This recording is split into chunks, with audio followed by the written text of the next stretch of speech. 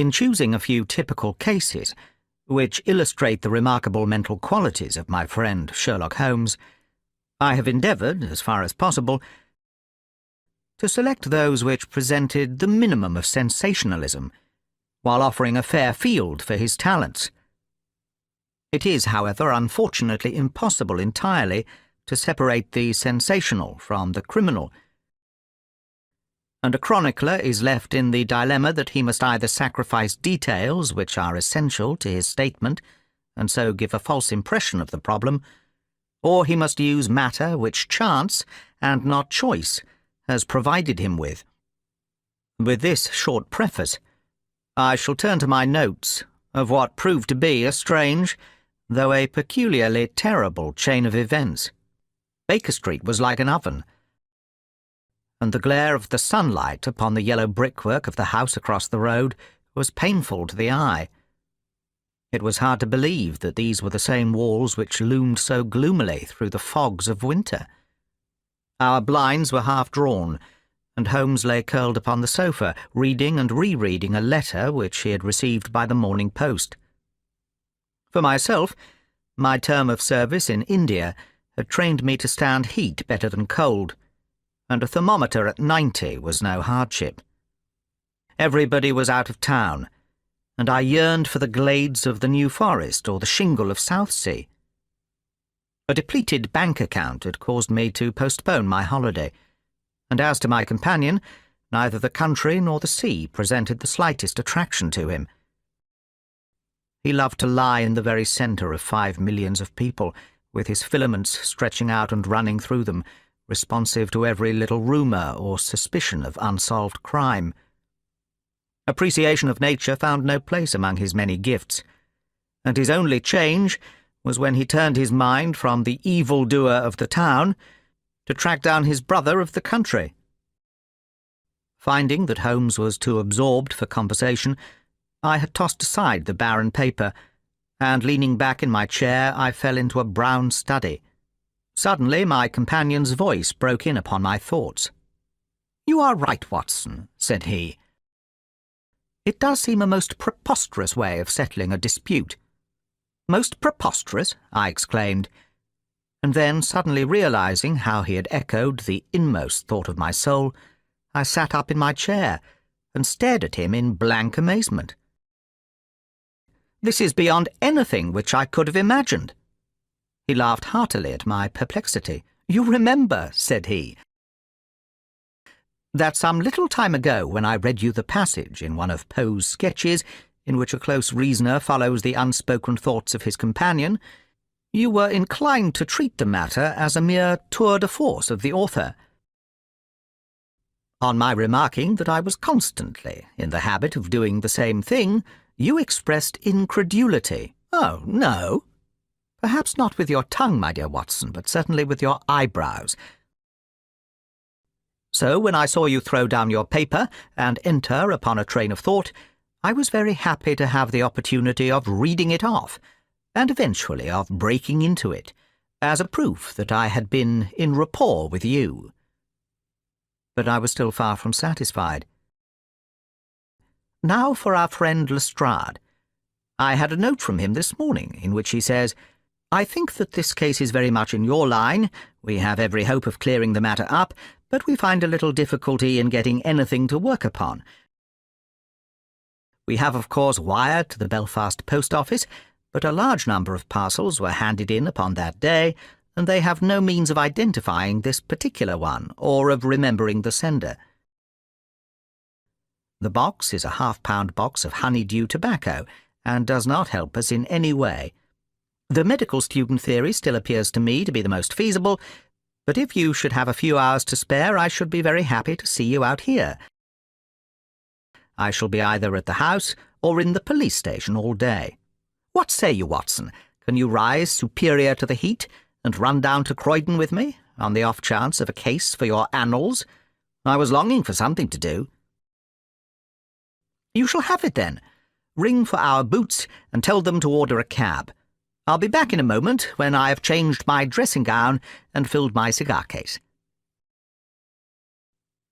A shower of rain fell while we were in the train, and the heat was far less oppressive in Croydon than in town. Holmes had sent on a wire so that Lestrade, as wiry, as dapper, and as ferret-like as ever, was waiting for us at the station. A walk of 5 minutes took us to Cross Street, where Miss Cushing resided.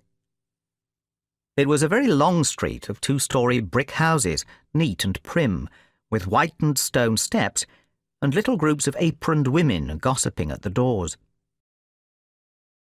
Halfway down, Lestrade stopped and tapped at a door, which was opened by a small servant girl. Miss Cushing was sitting in the front room, into which we were ushered.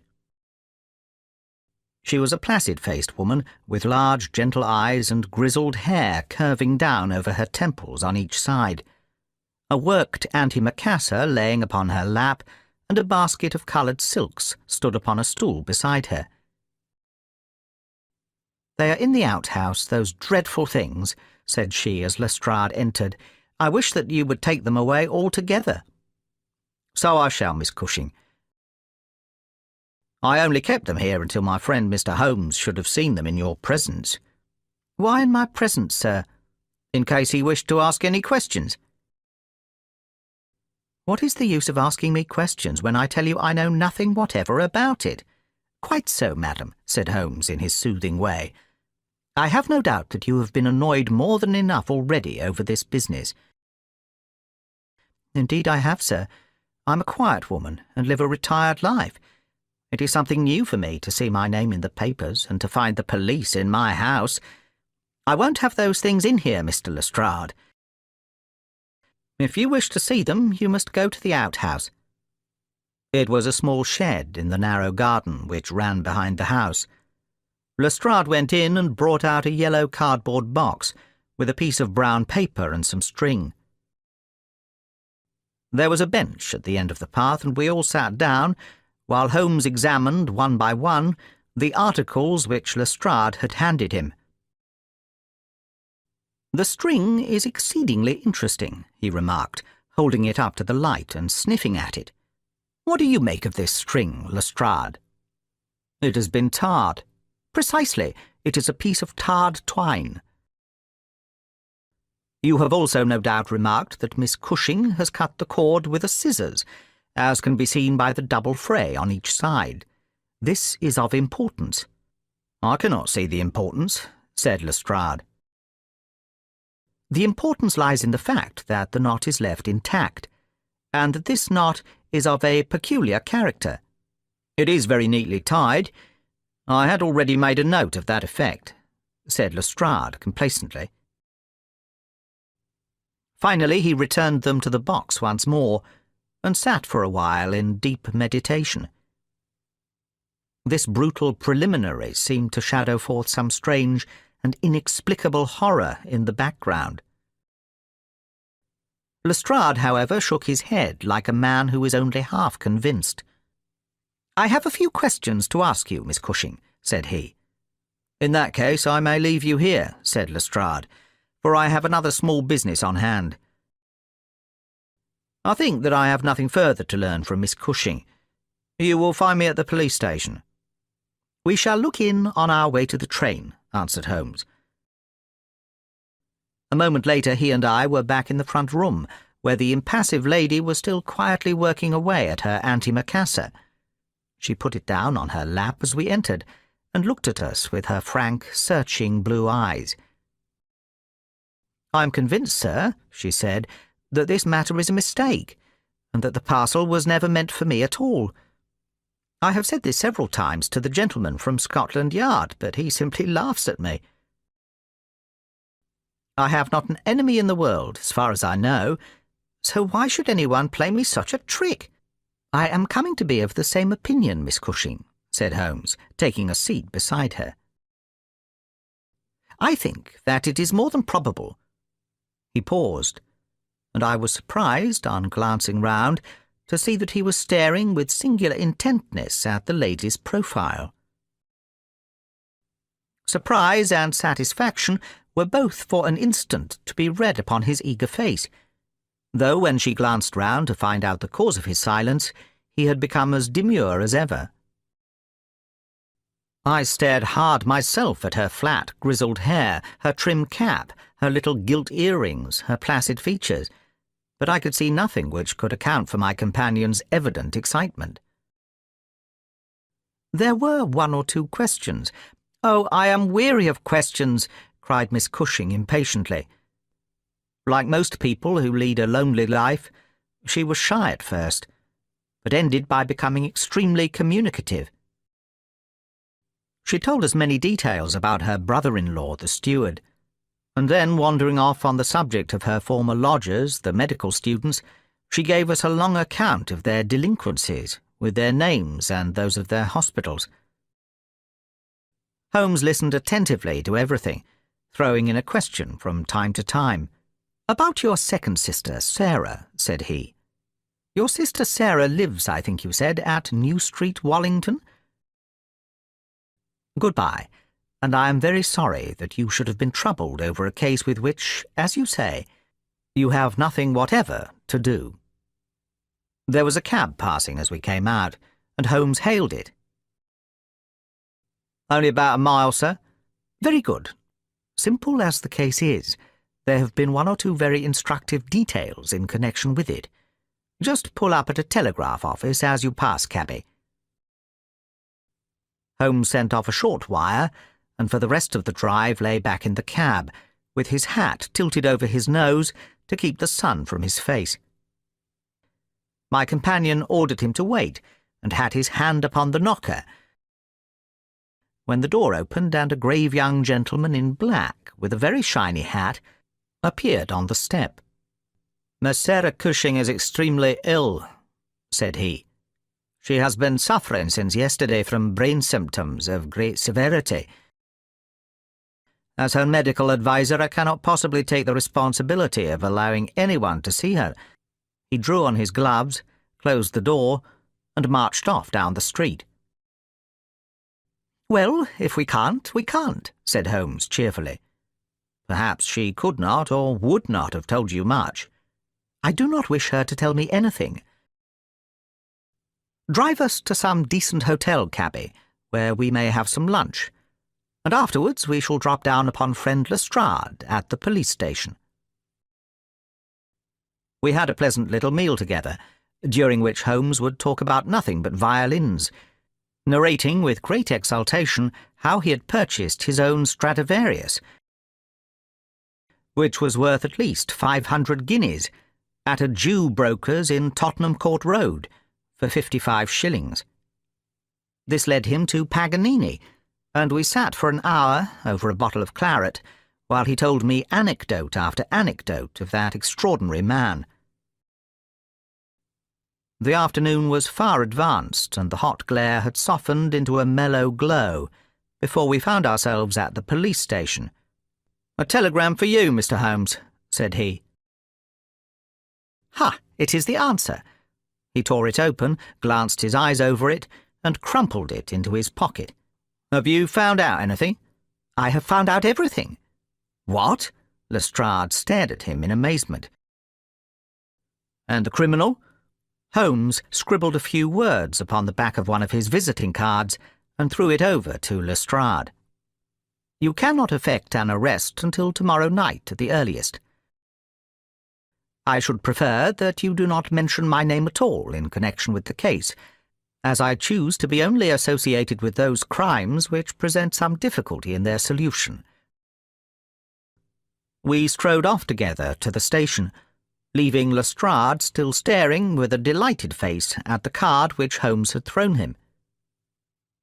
"The case," said Sherlock Holmes, as we chatted over our cigars that night in our rooms at Baker Street, "is one where, as in the investigations which you have chronicled under the names of A Study in Scarlet and of The Sign of Four, we have been compelled to reason backward, from effects to causes. I have written to Lestrade, asking him to supply us with the details which are now wanting, and which he will only get after he had secured his man. That he may be safely trusted to do, for although he is absolutely devoid of reason, he is as tenacious as a bulldog when he once understands what he has to do,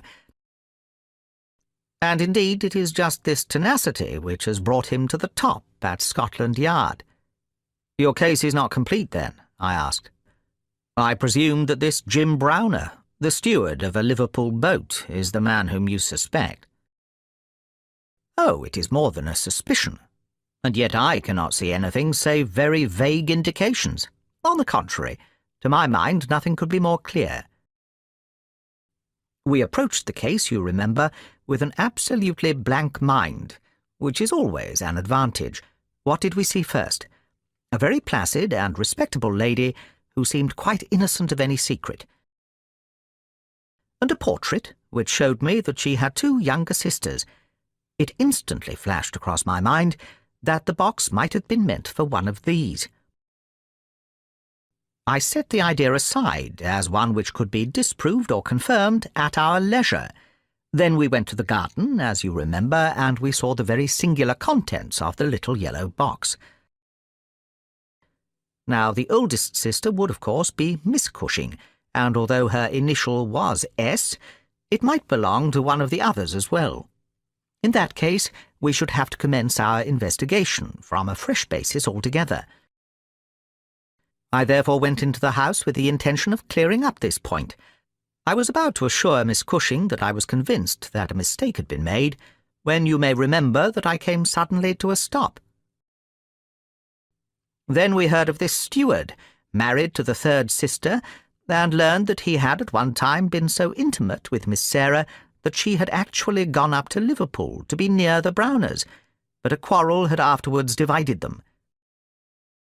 This quarrel had put a stop to all communications for some months, so that if Browner had occasion to address a packet to Miss Sarah, he would undoubtedly have done so to her old address.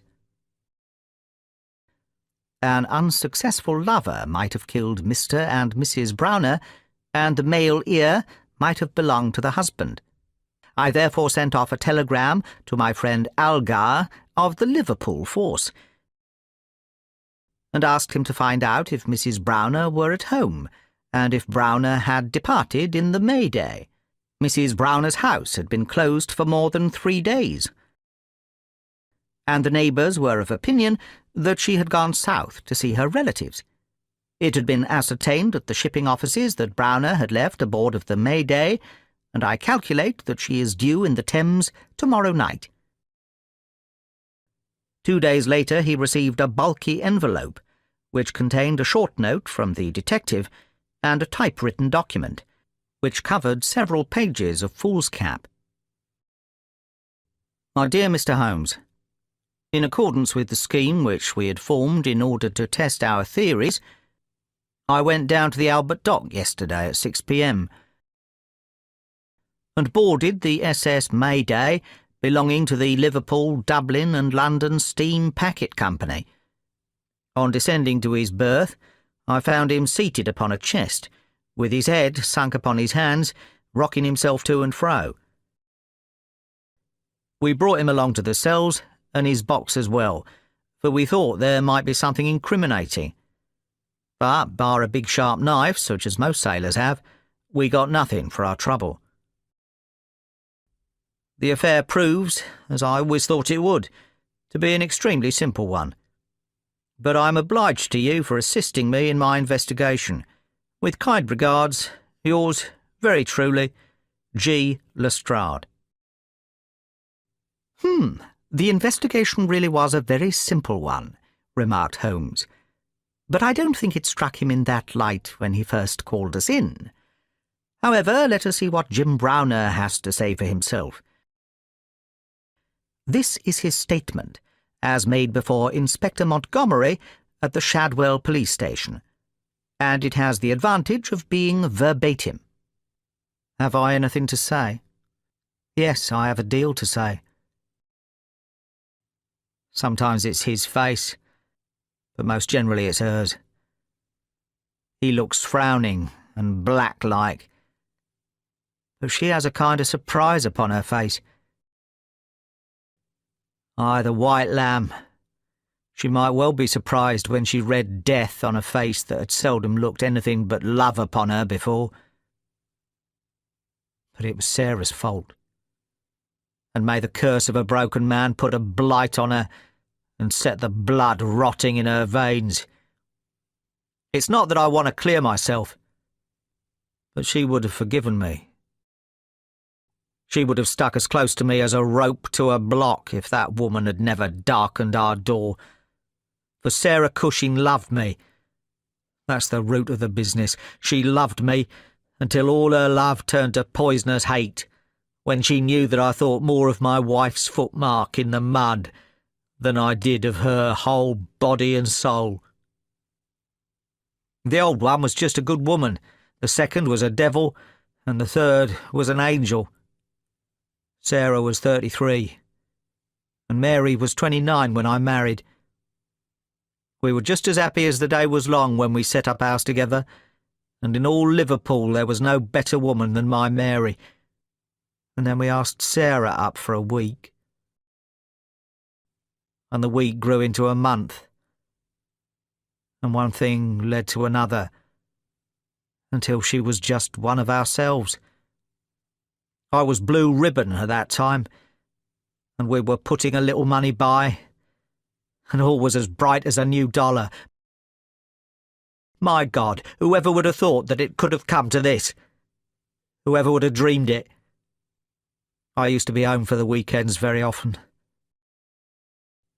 And sometimes, if the ship were held back for cargo, I would have a whole week at a time. And in this way I saw a deal of my sister-in-law, Sarah. She was a fine tall woman, black and quick and fierce, with a proud way of carrying her head, and a glint from her eye like a spark from a flint. But when little Mary was there, I had never a thought of her, and that I swear, as I hope for God's mercy. It seemed to me sometimes that she liked to be alone with me, or to coax me out for a walk with her, but I had never thought anything of that. But one evening my eyes were opened. I had come up from the ship and found my wife out, but Sarah at home. "Can't you be happy for 5 minutes with Mary, Jim?" says she. "It's a bad compliment to me that you can't be contented with my society for so short a time." "That's all right, my lass," said I, putting out my hand towards her in a kindly way.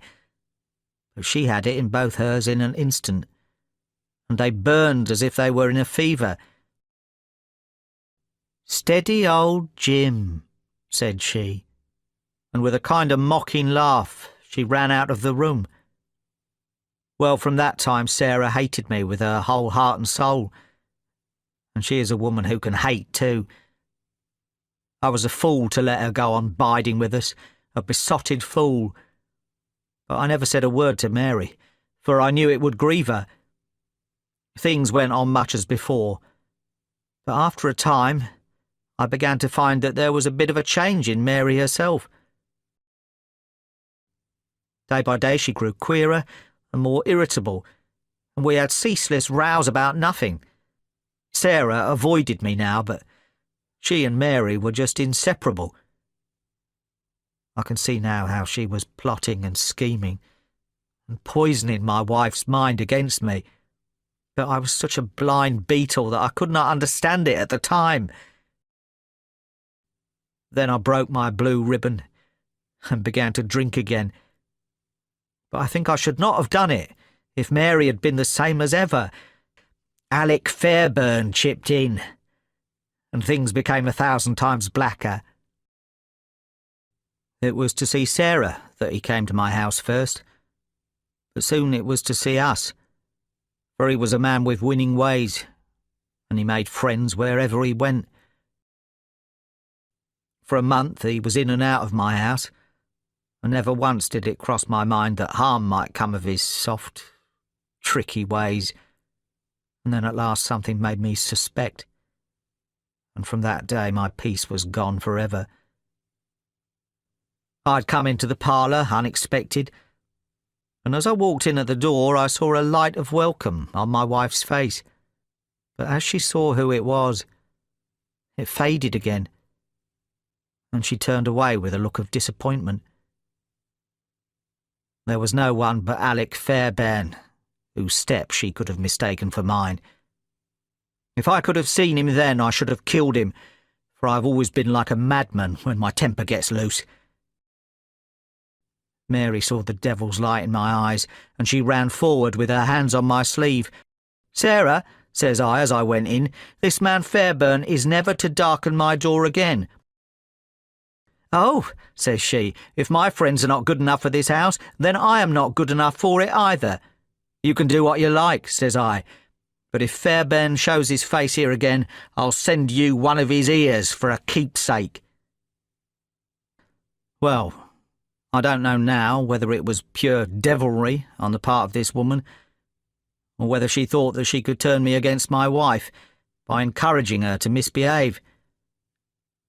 Fairbairn used to stay there, and Mary would go round to have tea with her sister and him. How often she went I don't know, but I followed her one day, and as I broke in at the door, Fairbairn got away over the back garden wall, like the cowardly skunk that he was. I swore to my wife that I would kill her if I found her in his company again, and I led her back with me, sobbing and trembling, and as white as a piece of paper. I could see that she hated me and feared me, and when the thought of it drove me to drink, then she despised me as well. Well, Sarah found that she could not make a living in Liverpool, so she went back, as I understand, to living with her sister in Croydon, and things jogged on much the same as ever at home. We had gone on the May Day for a round voyage of 7 days, but a hogshead got loose and started one of our plates, so that we had to put back into port for 12 hours. I left the ship and came home, thinking what a surprise it would be for my wife, and hoping that maybe she would be glad to see me so soon. The thought was in my head as I turned into my own street. And at that moment a cab passed me, and there she was, sitting by the side of Fairbairn, the two chatting and laughing, with never a thought for me, as I stood watching them from the footpath. I tell you, and I'll give you my word for it, that from that moment I was not my own master, and it is all like a dim dream when I look back on it. I had a heavy oak stick in my hand, and I tell you I saw red from the first, but as I ran I got cunning too, and hung back a little to see them without being seen. There was a good crowd round the booking office, so I got quite close to them without being seen. At last I saw them hire a boat and start for a row, for it was a very hot day, and they thought no doubt that it would be cooler on the water. There was a bit of a haze, and you could not see more than a few 100 yards. My God, shall I ever forget their faces when they saw who was in the boat that was closing in upon them? She screamed out. He swore like a madman and jabbed at me with an oar, for he must have seen death in my eyes. I would have spared her, perhaps, for all my madness, but she threw her arms round him, crying out to him and calling him Alec. I struck again, and she lay stretched beside him. If Sarah had been there, by the Lord, she should have joined them. It gave me a kind of savage joy when I thought how Sarah would feel when she had such signs as these of what her meddling had brought about. I knew very well that the owner would think that they had lost their bearings in the haze and had drifted off out to sea. I cleaned myself up, got back to land, and joined my ship without a soul having a suspicion of what had passed. I cannot shut my eyes, but I see those two faces staring at me as they stared when my boat broke through the haze. "You won't put me alone into a cell, sir? For pity's sake, don't. And may you be treated in your day of agony as you treat me now." Thank you for watching this video. Please like, share and subscribe to the channel to see the latest videos. Thank you.